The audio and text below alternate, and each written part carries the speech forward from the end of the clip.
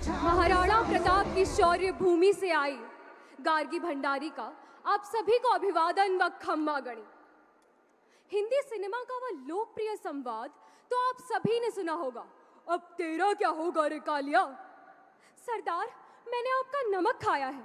वर्तमान की राजनीति भी अक्सर इस लोकप्रिय दृश्य का अनुसरण करती हुई प्रतीत होती है। वरिष्ठ से वरिष्ठ नेता भी येन केन प्रकारेण किसी परिवार विशेष के शहजादे व शहजादी के समक्ष साष्टांग दंडवत की मुद्रा में लौटते हुए नजर आते हैं। दरअसल मनु वंश व मुगल सल्तनत की उपज है वंशवाद का यह अवांछित वृक्ष, जिसे राजनीति लोकतंत्र की आड़ में आज बखूबी सींच रही है।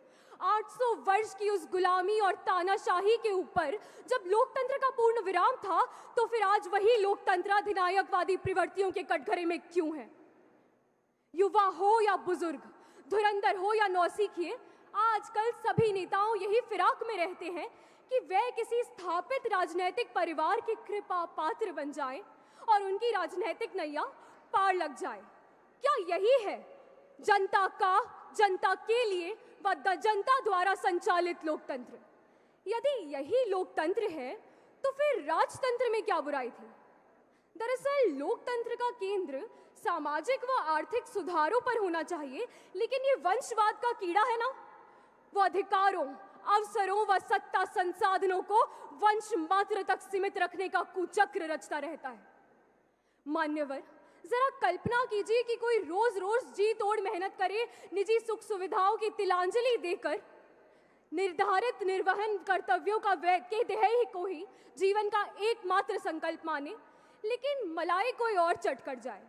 क्या यह स्थिति किसी को भी किसी भी रूप में स्वीकार्य होगी?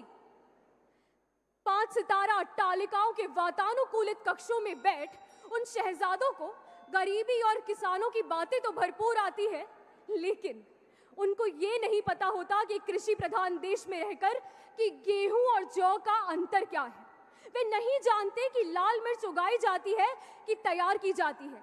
किसी कलावती के घर का भोजन तो बड़े बड़े स्वाद से करते हैं, लेकिन उनके लिए गरीबी मात्र एक मानसिक स्थिति है। आग में तपकर ही सोना कुंदन बनता है। शिल्पकार के छैने और हथौड़ी की मार खाकर ही एक अनगढ़ पत्थर मूर्तिमान बनता है।